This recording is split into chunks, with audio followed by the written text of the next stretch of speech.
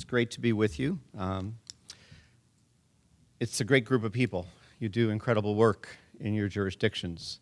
And so having an opportunity to be here today, when Ned invited me to do this presentation on strategic leadership, was just a wonderful coming together of so many things that are important to me. So the fact that Ned can't be here is a big loss for me. The topic of my comments are going to focus on what he has done well, as Faribor's indicated in his comments, so well for so long, which is to lead strategically. Now, don't misinterpret. There are times that Ned wasn't the perfect strategist.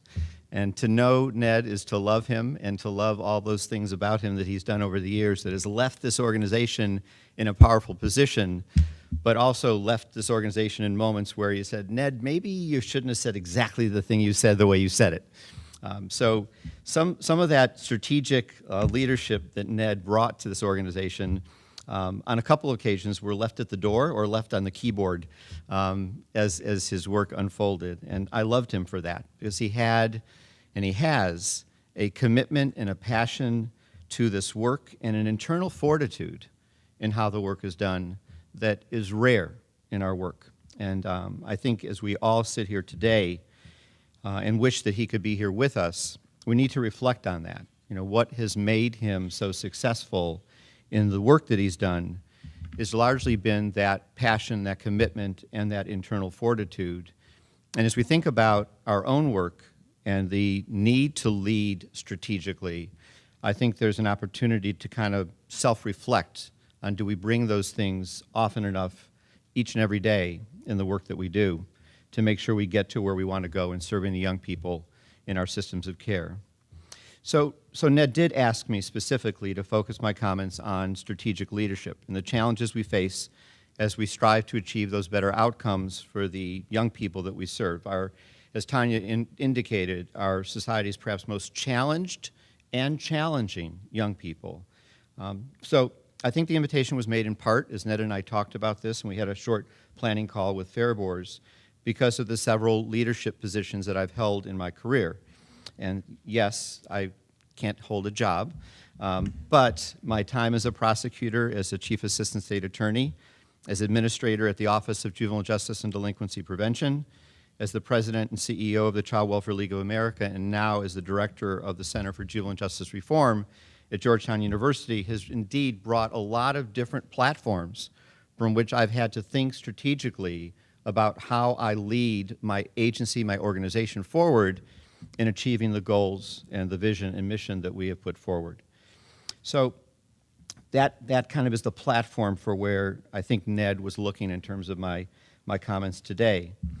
But beyond that, I think as Ned and I spoke about my experiences, he noted specifically the fact that as I've approached the work, I've really always looked outside the silo of juvenile justice, that I've looked at my work in terms of how it intersects the various agencies and organizations with whom we must work to be effective in getting our jobs done, whether it be child welfare or behavioral health, both mental health and substance abuse, whether it be education, systems that we need to figure out how to work with collaboratively as we lead strategically in terms of getting to the ultimate outcomes we want for the kids and families we serve. So I've known many of you in the various roles that I've served over the years. There are folks in this room that I met initially when I was a prosecutor in Florida, and many of you I met when I was administrator of OJJDP, and then continued to work with when I was at the Child Welfare League of America. But probably my role that I've had the most contact with you, this current set of leaders, has been my work at Georgetown University, which is a very, very different platform to do your work from when you're not an agency or an organizational leader per se, but you're using a university platform to move forward with your work.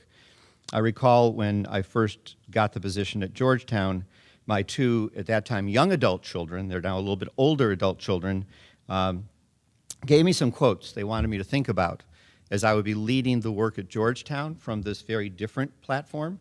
And I wanted to share them with you. This goes back 10 years, but I actually carry the quotes with me because they remind me a lot about both what I need to aspire to, both as a teacher in our master's program, but also as a research and center director. So the first quote was from Marcel Alchard. When I give a lecture, I accept that people will look at their watches. But it is too much to tolerate when they look at it and then raise it to their ears to find out if it is stopped. Second quote was from Albert Camus. Some people talk in their sleep. Lectures talk while others sleep. This one is from Richard Pratt. A university professor set an examination question in which he asked, what is the difference between ignorance and apathy? And was compelled to give an A+ to a student who answers simply and succinctly, I don't know and I don't care. I'm glad Fairweather's speech is not so early that they're not awake enough to appreciate that. But this one that they gave me by Socrates is the one I like the best, and I think the one they wanted me to hear and understand the most. I cannot teach anybody anything. I can only make them think. So in my comments today, I hope to make you think about how you can build upon your work to date to create stronger and smarter juvenile justice systems in your jurisdictions. Systems that effectively address the basic needs of the young people who have come into conflict with the law, individual and community safety, permanence, and their ultimate well-being. And I truly believe that we are primed to move to the next level of work, of policy and practice, building on what I think has been a terrific body of work over the last 5 or 10 years. The work in which many of you in this room have been engaged has put us in a place to have these foundational pieces as the underpinnings to our work. It's not to say that there isn't much work still to be done, but we are well down that road in terms of where we sit today compared to where we sat even 10 years ago. Mark Schindler of the Justice Policy Institute, who's in the room today, and I just co-authored a piece that was run Tuesday, I think, in the Huffington Post, commenting on the recently released FBI crime report, drawing attention to the fact that while there's been a small uptick in adult crime, juvenile offending continues to decline. You have contributed to this outcome by improving practice within the juvenile justice system, as well as by working across systems to meet the needs of the youth who come in contact with your agencies. Indeed, there's a different kind of reform effort and field building underway. It's no longer just, as I mentioned earlier, the juvenile justice field, or the behavioral health field, or the education field, or the youth development field, as we'll hear a little bit later today from Jeff Butts. These fields are doing their work. They're viewing their work in a different way, and that way is across systems, how we work in a more collaborative, strategic manner in getting to those better outcomes for our young people. As some people who work in the Reclaiming Futures initiative frame this, it's about becoming boundary spanners and thinking about day-to-day how we connect the dots in getting to those better outcomes. And those dots are not within our own system alone. Those dots cut across multiple systems of care. But I'm getting ahead of myself. But what I want to also suggest that there's a more basic lens through which to view our work, that what we're all working to provide is very simple, but very profound and very difficult to achieve. This is actually something that I came to a number of years ago when I was sitting preparing a presentation and had occasion to spend some time talking to my wife about what the presentation was, where I was going. My wife is a mental health therapist. And she said, well, ultimately, at the end of the day, Shay, what you're really trying to achieve for these kids is to ensure, to be a conduit, a connecting point, that they have love, opportunity, and hope in their life. It may seem like an odd thing to say. I'm a juvenile justice policymaker and practitioner, and my job is ultimately to help connect young people to have loving relationships, opportunities for the future, and hope that the future holds something better than what they've experienced to date. So that's it. Put simply, to provide love, opportunity, and hope for our children and youth. It's what we want in our own lives, and it's what we should provide for all the children with whom we come in contact. To love and be loved back in a healthy way, to have opportunities, in particular opportunities for skill building and meaningful work, and to have hope for the future. And I think we can never lose a grasp of this, hope that life will get better, that today and what I'm experiencing isn't the best life is going to be for me. It's these three things that are at the heart of what I believe we do each and every day in working with our young people who, again, may be some of the most challenged and challenging in our communities. Rabbi Harold Kushner, in his book, Living a Life That Matters, said, we don't have to do great things, headline-grabbing deeds to matter to the world. everyone who puts in an honest day's work, everyone who goes out of his or her way to help a neighbor, everyone who makes a child laugh changes the world for the better. In the same book, he quotes Dr. Dean Ornish, "Our survival depends on the healing power of love, intimacy, and relationships." Markita Ergovia, the singer-songwriter of the Oscar award-winning song Falling Away from the movie Once, said in her acceptance speech, "This song was written from the perspective of hope, and hope at the end of the day connects us all, no matter how different we may be." So that's what we do. In my mind, that's aspirationally perhaps, but that's what we need to be about, whether we are in juvenile justice, whether we are doing work in child welfare, in behavioral health, or around core youth development. So I hear a lot about connections in the dialogue about our work these days. And again, I interpret these connections to be connections to that platform around love, intimacy, and relationships. In juvenile justice, more narrowly, it is a connection to treatment, to services, and positive pro-social influences that can help guide and provide that hope for the future. So I begin my comments with these thoughts because the lessons learned in my career are that if we get these basics right, we will have a better chance of succeeding in our work to both prevent and intervene effectively when it comes to delinquency. Indeed, that is what we've been trying to do in our work across the country, but I think we have to go further. And we need to make sure that we lead strategically and with great agility during the limited tenure most of us will have in the leadership positions that we hold. And Ned talks about this a lot. The average length of tenure of a person holding one of the positions that you hold in your agencies, I'm not sure what the numbers are right now, 2.5, 3 years, 3.5, 4 years, but it's not that you can sit here and say, what's my 5-year strategic plan? What is my 10-year strategic plan? When I was at OJJDP, and I'm going to talk about that experience in terms of leading strategically, but when I sat down with the senior management team that I eventually was able to develop, they turned to me and said, well, what's our 5-year plan? And I'm saying, I've got a president who's going to run for office in 3 years. I don't know if I've got a 5-year plan. They said, well, whether you got one or not, we need to sit down and figure out where do we want to be in 5 years or even 10 years and make sure if we have that opportunity, we have a plan in place to move us in that direction. So in this regard, what does it mean to lead strategically? What are the implications for our policies and practices and the steps we take to develop and then ultimately implement them in the context of not knowing exactly how long we might have to get that job done? So in this regard, I suggest 4 key challenges or areas of focus that I'm going to focus on my comments on today. One is around political will and leadership. Secondly, around public perception, and I'm going to define public large, not just the general public, but the public outside our immediate sphere that we need to influence in terms of their perception and opinion. And then the structural requirements we need to think about in our strategic move forward, and then the fiscal underpinnings of the work as we undertake it. So first, political will.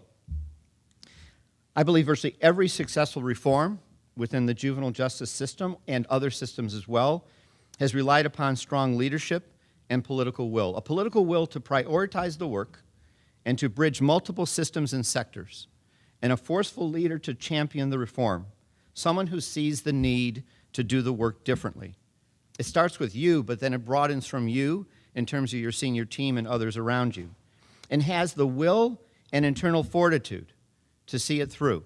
The same traits I think that Ned has brought to CJCA since 1994.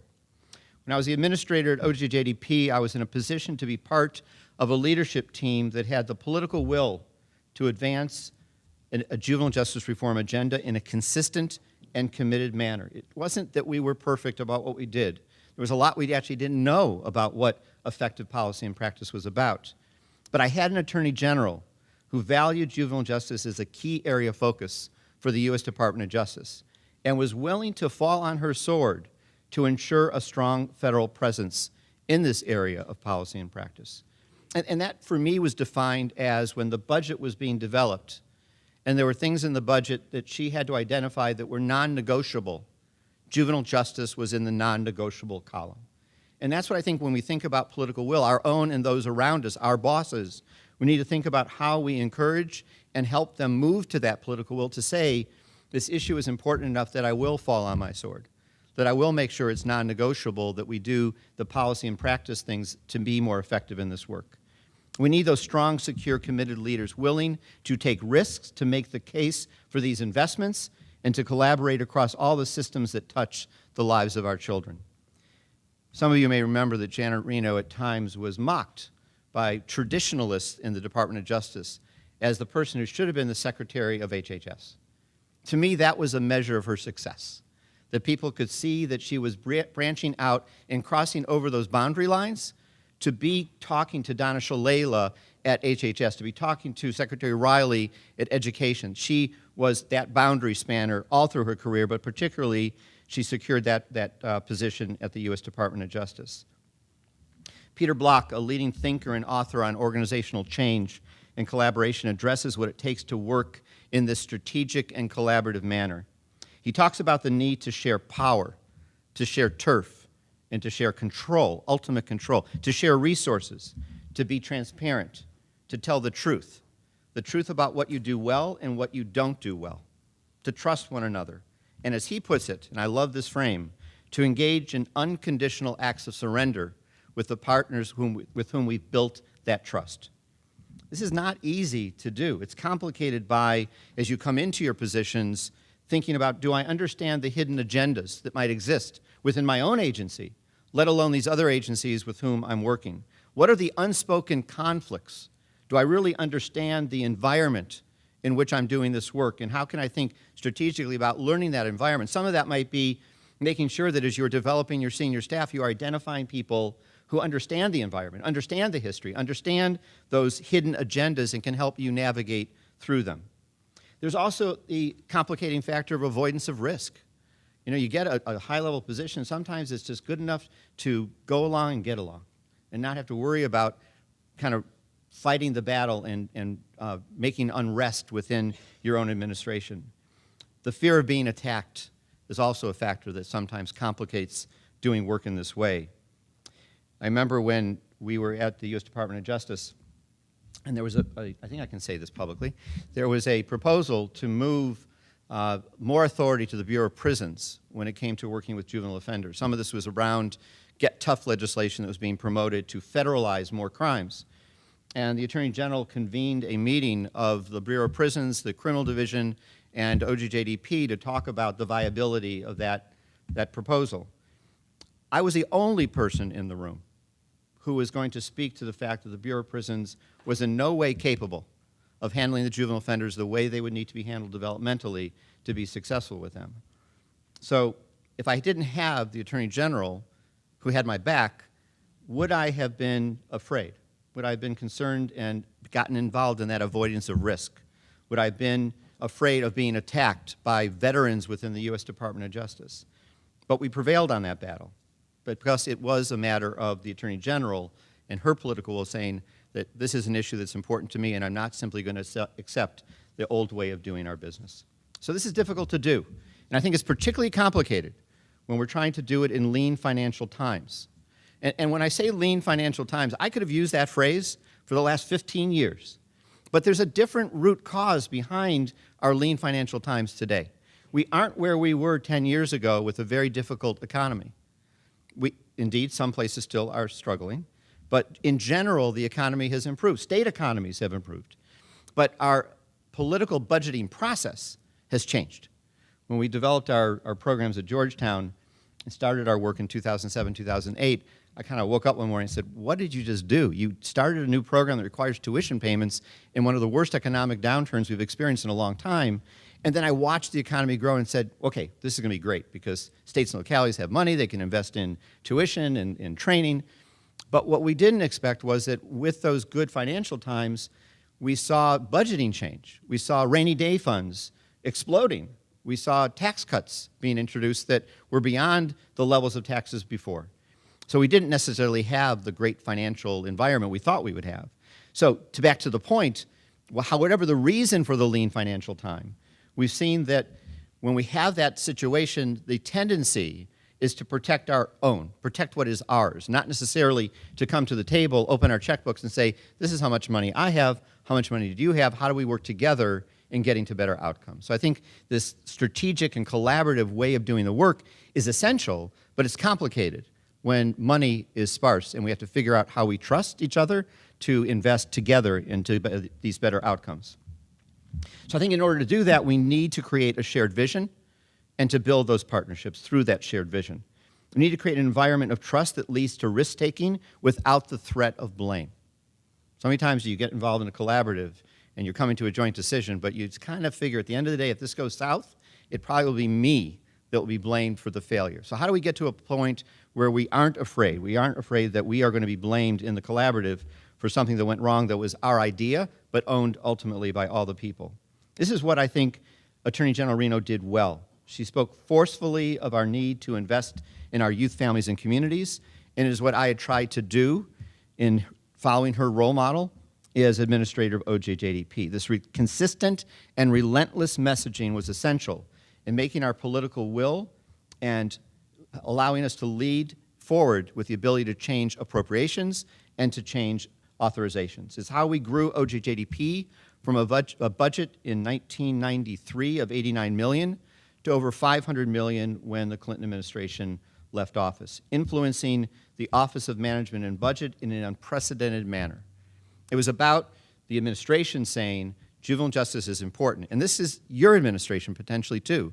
How you make this nexus between your administration, your state legislature, and your Office of Management and Budget to move forward with the kind of appropriations and authorization you need to do your work well. And I think that was really, to some degree, a hidden secret as to why we were so successful, is that the Attorney General managed to open the door for us to work directly with OMB in the Juvenile Justice Office to make our case for smart, successful investments. So when the President's budget came forward, OMB looked at those proposals that were there and generally signed off on them. So this political will, however, does not make the change process easy. It just makes it more, in my mind, achievable. It still requires us as leaders to think strategically, in a more narrow sense, how to build that political will across a broader base of individuals. It still required us to develop multiple strategies to achieve our goals of growing and sustaining a strong federal platform to inform juvenile justice policy and practice at the state, local, and tribal levels. Would we be the transitionary leaders that would effectively have 2 to 3 years to simply blow it up and set the stage for transition? Or would we have the 6 to 7 year window to also develop and then implement the change process? Would we have time to make more fully the culture of the staff change? Would it be able to morph in terms of the value system we wanted to develop, bringing in new blood and perspective and bringing along most, but not necessarily all, of the current staff, energizing them about our path forward? And we were fortunate to be able to do both and grow the organization at the same time. But there were nights when you wake up at 3 a.m. and your head fills with all that you have to do and what worries you. And I don't care how successful you are at the end of the day. In these positions, you will wake up at 3 in the morning and not just go back to sleep. Your head will fill, and you will be concerned about what lies ahead and the jeopardy, perhaps, of your own position and the work that you've committed yourself to. I think that's something that we don't talk often enough about.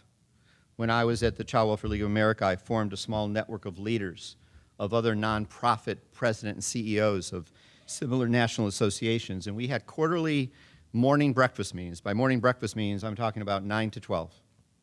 And it was really an opportunity to talk about those thoughts at 3 in the morning. It was an opportunity to share with each other what our fears were, our concerns, even the self-doubts that we may have as leaders of our agency. This is a very unusual place to find to be able to do that. And I think as we lead strategically, it's something we need to do as leaders. We need to find that small group of people, in my case it was 8, who developed trust with each other and could talk about the challenge we faced. We could share things that we wouldn't say to our senior staff even in some instances. I remember talking about a board of directors issue and how much you could jeopardize yourself by talking about your board outside of your immediate circle or even just to your spouse and how that would put you in jeopardy. But we had created a level of trust within that group that when I woke up at 3 in the morning and couldn't go back to sleep, I knew the next time we got together I could talk about those things. And they could share their experience with me as to how they had dealt with them, how they had worked through them, and successfully or not managed to move forward with their work.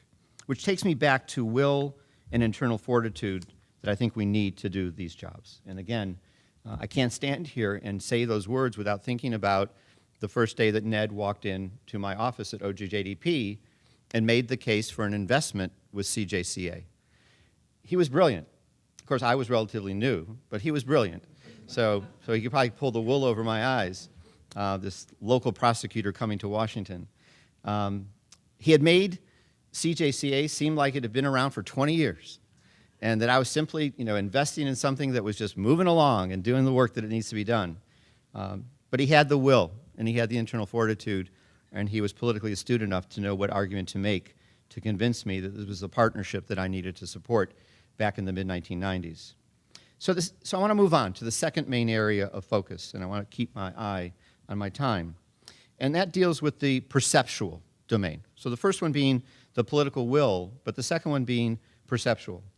And does the public, and I mean public more broadly, as I said earlier, believe that the issue of delinquency is one of importance? And are they willing to invest in the juvenile justice system so it can both prevent delinquency and intervene effectively when it occurs? We need to educate, inform, and build strong public support for the work that we did. We did this at OJJDP with great intentionality with our programming. We were very intentional in the mid-1990s, many of you are aware of it, in developing and then implementing the comprehensive strategy. And that was a sound, research-based approach to how we both prevent and intervene more effectively. We contracted with NCCD and Communities That Care to do that. But in our internal discussions, one of the things that we thought would happen from the Communities That Care piece of this, which was funded by our Title V prevention monies, was that it would be community-based, and it would empower local community stakeholders in order to how they could be involved in the work, how they could look at their own local circumstances and then build plans to address it. While we also were, from a top-down perspective, introducing some of what we had at the time, again, 20 years ago, a vastly different body of research as to what we thought would be more effective in working with young people. And it spread like wildfire. It was one of the more popular programs that we developed, and I think it was because it was about local stakeholders coming around the table and being able to develop their ideas and then have ownership in what we were doing at an agency level. And by we, I mean not just federally, but at the state level as well. And after engaging those community members, we were in a position, a better position to mobilize them around the work in which, quote unquote, we now were engaged. Not just OJJDP, not just state agency leaders, but community members as well. I remember that we used this very intentionally to build strong constituency support for juvenile justice investments, for the need to provide effective interventions for youth who came in contact with the system. And that is exactly, I think, what's happening today is we are mobilizing ourselves in a different way in advancing our work. Hal Rogers, I don't even know if he's still a member of Congress. He's still in Congress? Kentucky? Anybody in Kentucky? Well, Hal Rogers, 21 years ago, was a member of Congress in Kentucky, and he chaired our Appropriations Committee. And I remember going to him in the mid-1990s, 1995, and having him attack me relentlessly about, this agenda that Bill Clinton had brought forward. It was really political. But what we were able to do as the comprehensive strategy was introduced in 1995 was to then identify the constituents in Kentucky and in other jurisdictions that we could rally around the work that we were trying to do. So the second time we went before Rogers on appropriations, it was a much different conversation because the comprehensive strategy had been unfolding. We had constituents in Kentucky, constituents who could reach out to him that were our non-traditional partners. It wasn't my youth advocacy organization, not to say they're not great, they are. But it was the non-traditional community members who said, you know what, this is good stuff they're doing, and we need to support it. And as much as I had a wonderful attorney general, as much as I had an Office of Management budget that did great work, as much as I had a president who wouldn't set aside the proposed investments, it was Hal Rogers in Kentucky that largely I can give credit for the way our budget grew from $89 million to over $500 million. Because if he had wanted to, in controlling the House of Representatives budgeting process, he could have killed our budget very easily. And he didn't. And that was, in my mind, going back to the Title V support and mobilizing our constituency around this work. So we need to use all the tools available to us in thinking strategically about how to change perception, public perception, and that public extends to anything outside our immediate sphere in terms of support we need for doing our work. Too often, the public's perception is formed by the headline cases that portray the system's failure. A youth committing a serious crime who was put on probation rather than put into a secure facility. A riot in a youth facility. A child attacking a worker in a facility. We need to think about how to change that conversation, to change that narrative. And again, I give Annie E. Casey credit, I give Casey Family Programs credit, I give Jim Casey Youth Opportunities credit, Justice Policy Institute, many other partners are coming around the table now and doing the kind of polling work and communications work to make sure our message is sent in a more effective way in terms of what we're about, our successes, and our challenges in advancing our work. So I think we must counter that tendency for the negative headline at the national and local policy level by developing strong proactive and reactive communication strategies, something I think we support at our center at Georgetown through our Public Information Officer Learning Collaborative. So in partnership with JPI and with Kathy Bonk at CCMC and with support from the Casey Family Programs and the Public Welfare Foundation, we bring about 32 communications directors, public information officers, to Georgetown every summer for about 2.5 days of learning. A number of you already have your public information officers in this group, and I'm going to say to you, if you have a public information officer and they're not involved in our work, then you need to let me know so we can consider them to be invited to our future meetings. But it's 2.5 days of learning about how to both be ready with a proactive communication strategy and a reactive one as well. You know, what is the master communications plan for how we do our work? That's been a phenomenal body of work, very complementary to the leadership network that Faribor's mentioned earlier. So how we take advantage of every opportunity to portray the challenges of our work and our successes. Successes that look clearly like successes, and those that are more difficult to see, but actually can be teaching moments. We've gotten better at this with the good work of the organizations I've mentioned, but we need to stay focused on how to improve our communications work. I want to drift away from juvenile justice to give an example of this, but there are juvenile justice examples as well. But it's a movie from several years ago in the child welfare field. The movie is called Precious. Many people remember this movie from a number of years ago. It's a remarkable story of an African-American girl living in a world of overwhelming horror, one filled with humiliation, abuse, and physical violence. She is overweight, she is illiterate, and pregnant with her second child, both children fathered by her father. The movie immerses us in her nightmare. In this regard, it is both a movie of brutality and, in my mind, one of beauty, for balancing the story of a young person tormented by the cruelty of adults. Yet it is also a message of resilience and hope. It's a story of how, in as imperfect and chaotic a manner as it might appear to occur, a group of people come together to provide more of a family than that young woman had ever known at home. It's a story about how government, and I put government in quotes here, because it wasn't your traditional governmental response, but it was partly child welfare and partly the community that rallied around this young woman, provided not just a safety net, but a kind of lifeline for her to some kind of love and opportunity and hope in her life, and to focus not on her weaknesses, but to focus on her strengths. When you look at her, when you get to know her, you know that she is sensitive, she is perceptive, and she is savvy. And she possesses talents that one would find only if you cared enough and took the time to look. It's a hard movie to watch, but it's a story that explains powerfully the challenges that we face each and every day in the work we do, and the unforgettable interruptions that we provide for our most disadvantaged and challenged youth. Again, this is what we do in our work. We provide that critically important and unforgettable interruption to the negative trajectory that too many of our young people are following, whether it be into delinquency or whether it be in the world of child abuse and neglect. I think we can look at juvenile justice, the Cash for Kids movie that was done, shone a light on how we need to improve our systemic operation. We can look at the work on juvenile injustice by Richard Ross as a way of shining a light on the conditions in which we treat our young people in many of our facilities. We need to create even more opportunities like that to shine a light for the public to understand the challenge and also the potential success we have if we do this work with full support of that public. So next, and I'm going to actually combine the two next areas, we have the political will and the public believes it's an important issue. We move on to the very strategic need to look at the structural and the fiscal issues that must be addressed both on a policy and service level. And this calls for the creation of a continuum of services and the allocation of funds for planning, the blending of funds, and the use of reinvestment strategies, the likes that we've seen in Reclaim Ohio or Redeploy Illinois, so that, for example, when using less of an institutional approach as saving funds, those funds are reinvested in community-based services, in preventive services, and early intervention. Excuse me. So what is the position we should be advocating as we make our case for this full range of services? What does this strategic thinking look like?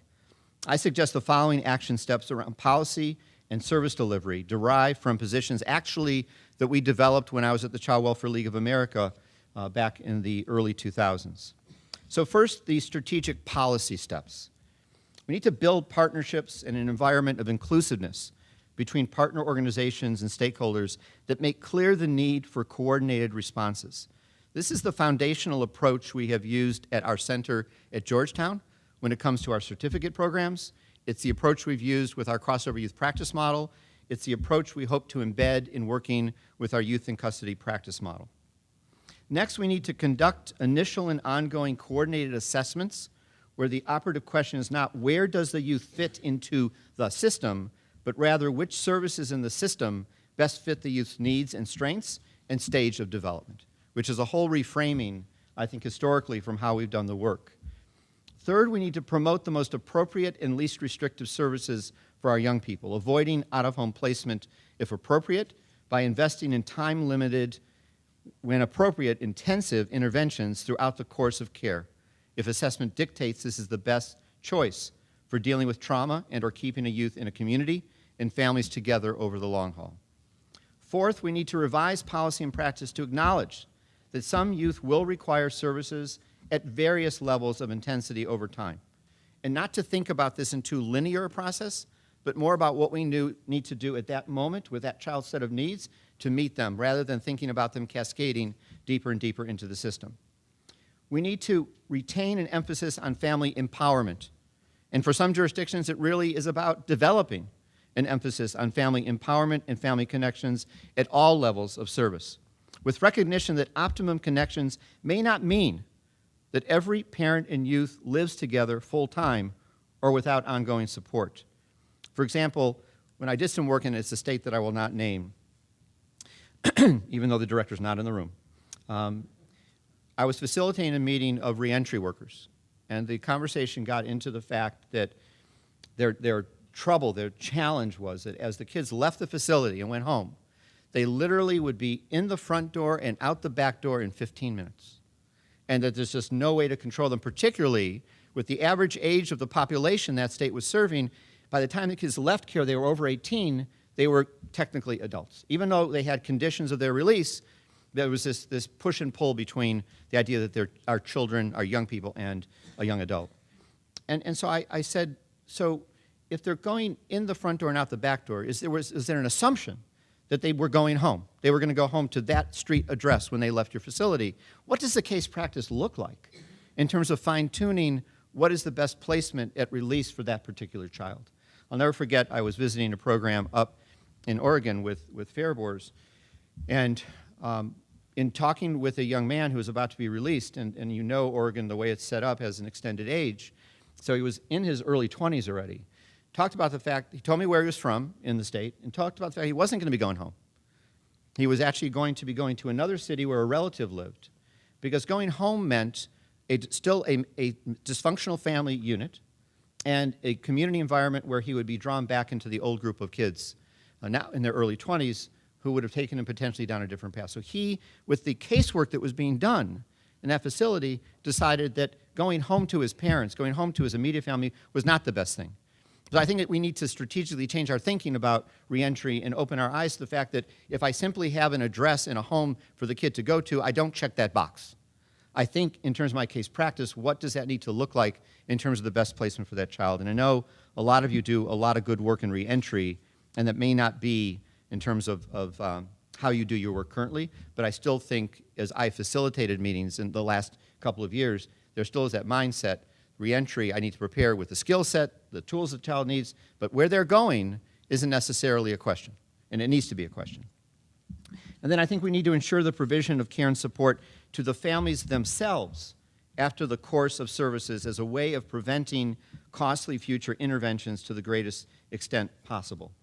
I think this work was handled in recent years by Ed Latessa out of University of Cincinnati when he had developed his EPICS program and effective practices in community supervision, and then realized that EPICS wasn't good enough alone. He needed to develop family EPICS, that family members needed to use the tools as well that the staff had been using in the facility to help manage and facilitate their child's reentry to the community in a stabilized manner.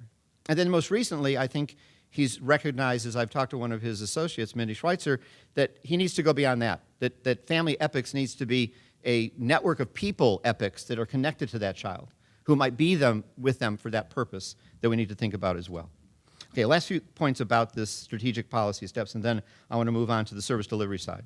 Because these things, in my mind, that I've talked about, these are policy positions that you're talking about taking. They flow to practice, but they start out strategically about how I develop a set of policies that are more effective, and then how I build the political will around them, going back one notch in the perception that they're important. So blending services, so there are step up, step down, and wraparound options at all levels of intervention. And in particular, so the boundaries between home-based and out-of-home services are eliminated. Developing outcomes, including cost-benefit measures, not limited solely to discrete services, but to long-range lawful behavior and the real cost of services across time. I think those measurements need to be deepened and broadened in terms of how we do our work and how we make our case.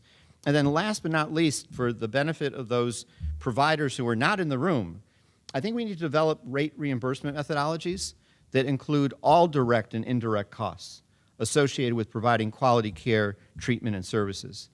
The true cost of care, I think, ends up leading us to the correct dosage that's needed to most effectively work with our young people. Many of you know that our center's done a project with Dr. Mark Lipsey around the standardized program evaluation protocol tool that he developed at Vanderbilt. And it's about alignment of assessment to program and service match to quality service. And one of the things that we notice when we do the SPEP analysis, the Standardized Program Evaluation Protocol analysis, is how often they're underdosing the kids. That you have an evidence-based program. It may be a name brand program, it could be a homegrown program, but it's manualized and it's doing the things you need to do to be successful.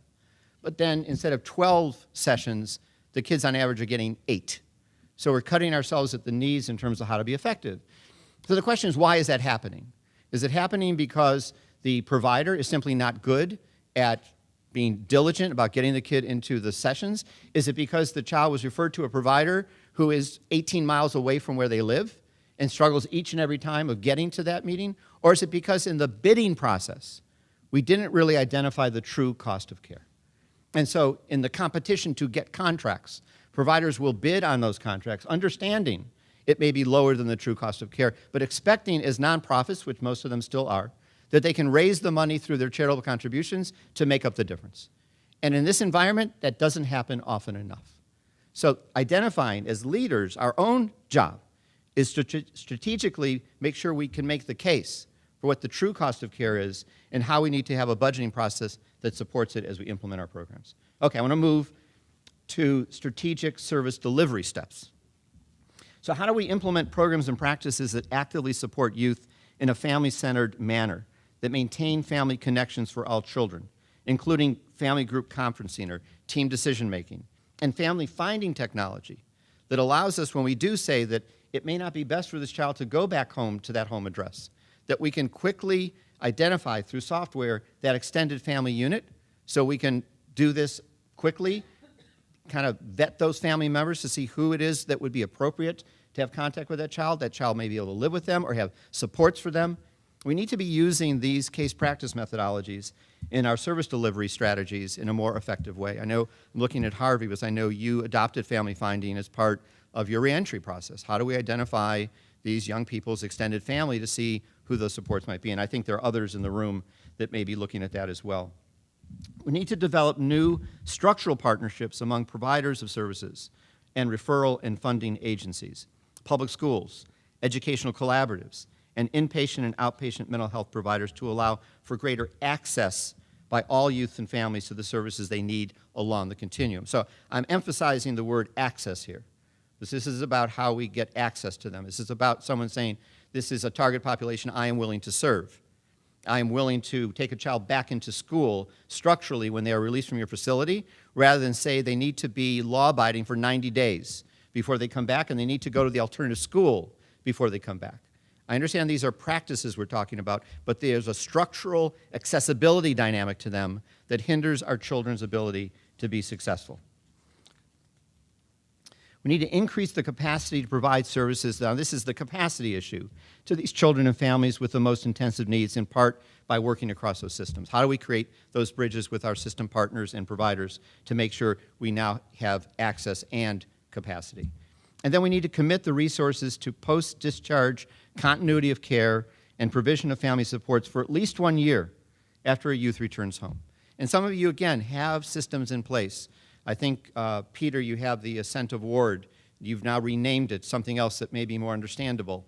But where a child can opt in to stay connected to the agency longer. That's not just for the youth, though. It's how we also keep the connection to the family and the supports that they're going to need.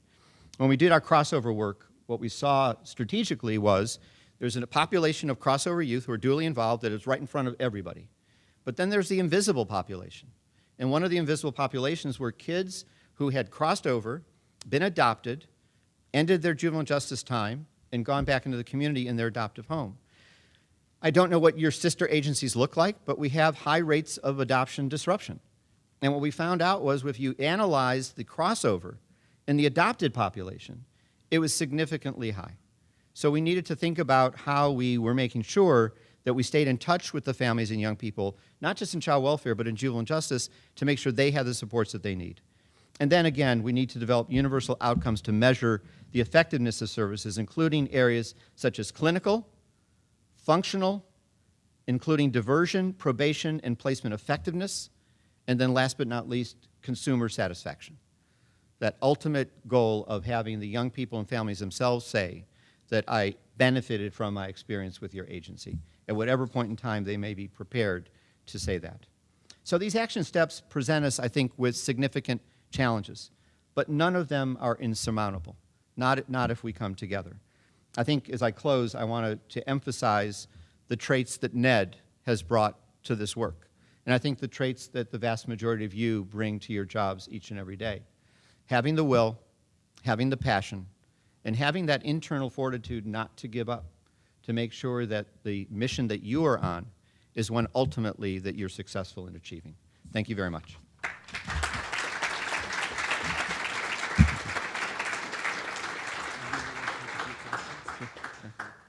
So Fairbourse has asked whether I'd be open to a few questions before we transition to the panel that will be joining us at 10 o'clock up here. So we're going to have a break.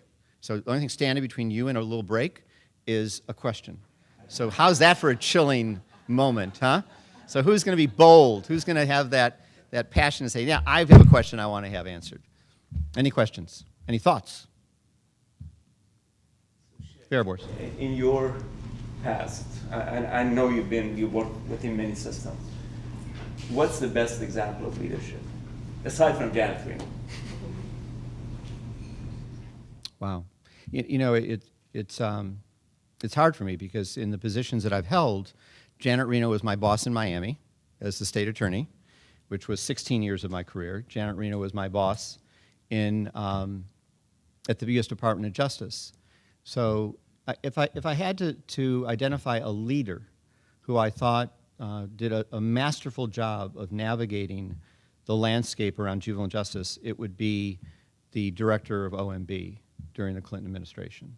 And it's because they allowed us to have a dialogue and to be educated on the issues in juvenile justice, and then they navigated the political process both with the president and with Congress in a way to make informed decisions. So I think we contributed to that by giving them the information they needed, but they were, as much as Hal Rogers was a facilitator, I don't think he necessarily led on these issues, But during the Clinton administration, they gathered a group of people at OMB who really allowed us to grow this work and understood the importance of it.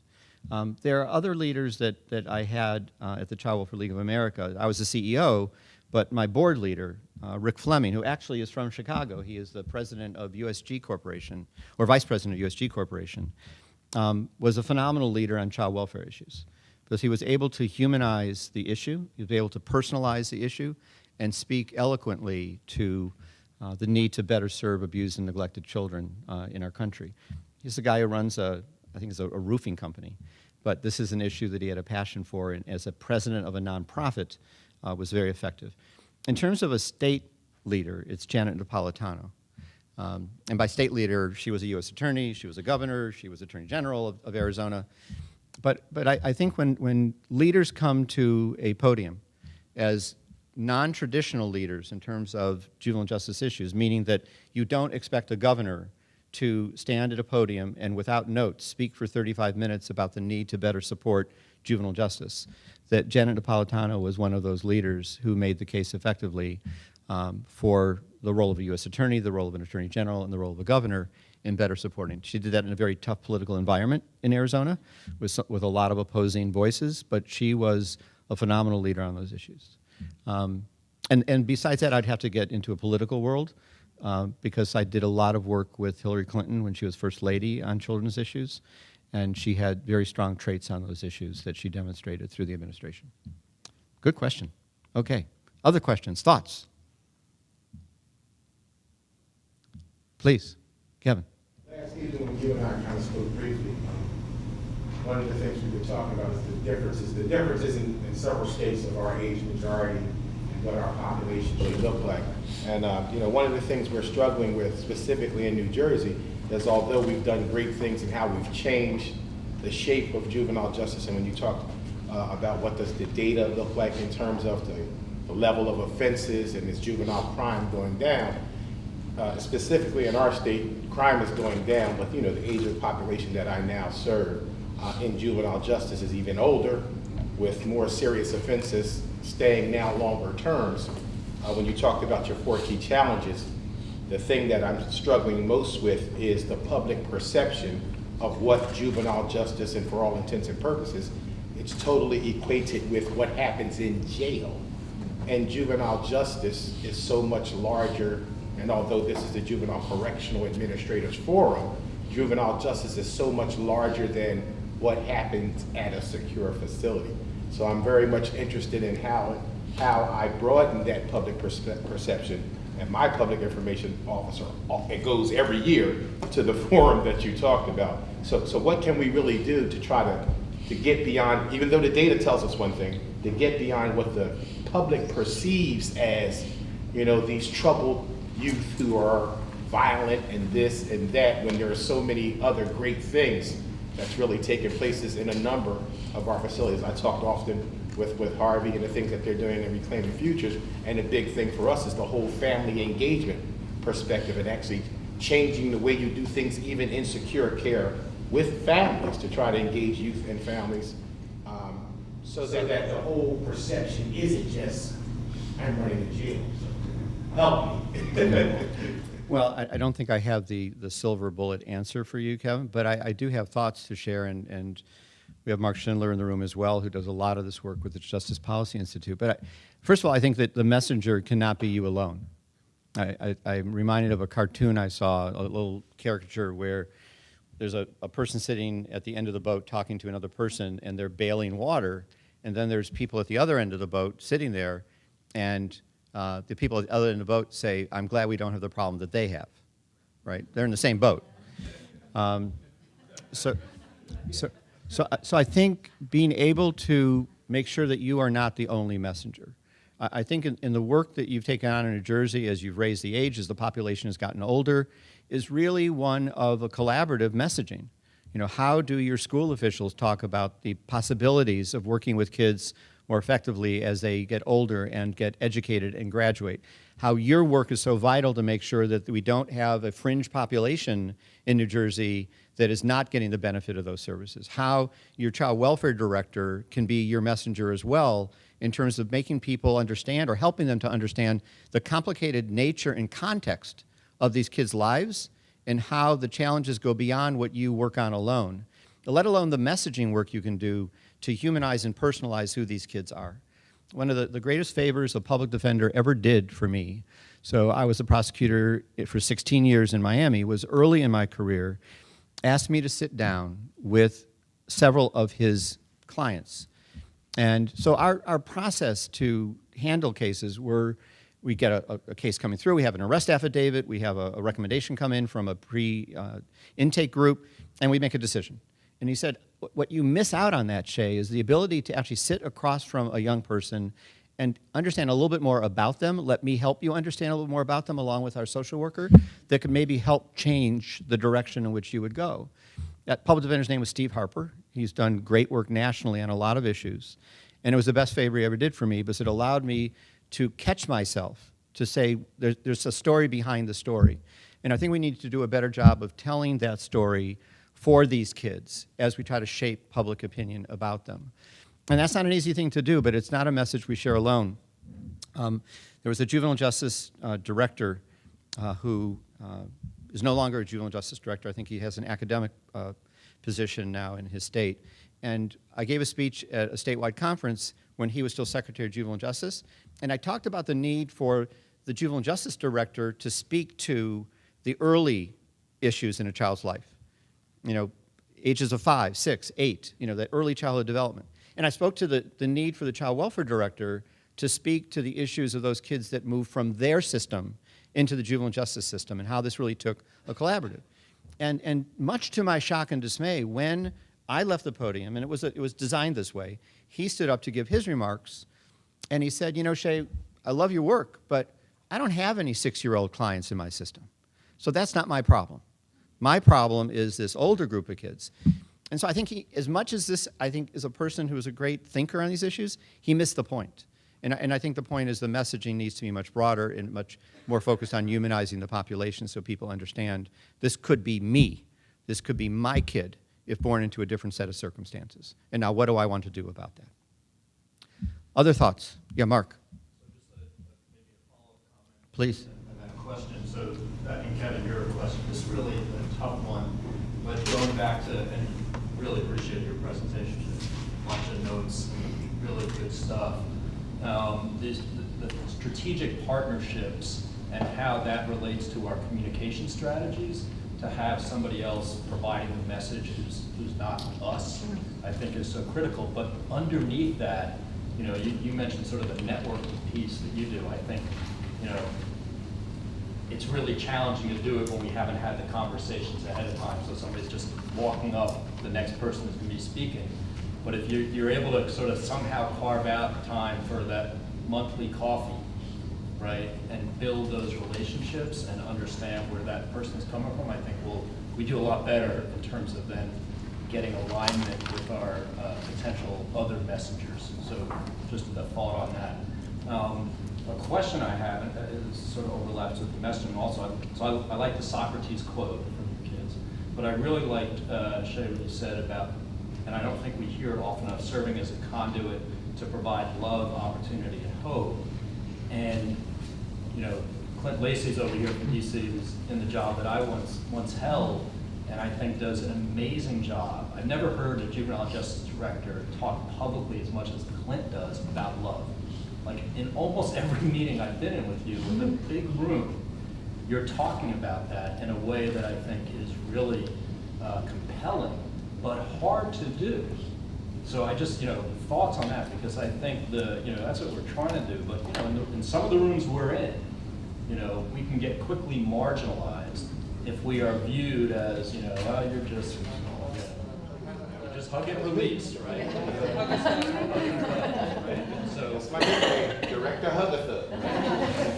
They called me. Yep, they called us too, right? So, you know, just maybe some thoughts on how to do that in a way that's strategic. I mean, Clint, you do it really well, and Shay, you raised it, so I think it's something that we can think about, particularly during this time in our country where there's so much out there about sort of the opposite. which maybe creates an opportunity. Yeah.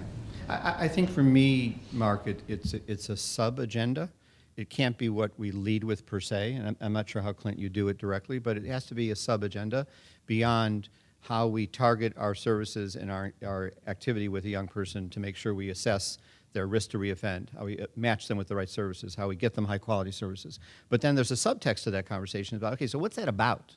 You know, what is our science in doing this work? And the science is really about the nesting theory of kids' lives. And so we have to touch their family. We have to touch their community, their peer group, their school in order to be effective with that. And I think that opens the door to what we want for all kids. But I think having the veneer of how we do our work, which is accurate, and the data to show that it's an effective way of doing the work allows you to have a subtext conversation that opens people's eyes to, at the end of the day, that's what we do want for all kids.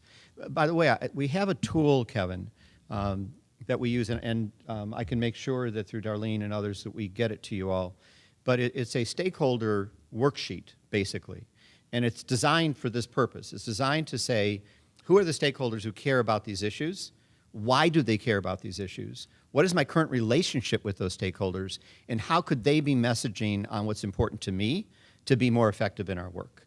So we've actually used that with the Public Information Officer Learning Collaborative. I'm not sure how many of them have taken it home and actually used it in their work, but it's a very effective tool to understand in great detail exactly how these relationships work and what the messaging could look like, so it's not just coming from the hug-a-thug leader of the New Jersey agency. Yeah. So Clint, can I give you a hug? Okay, go ahead, Clint.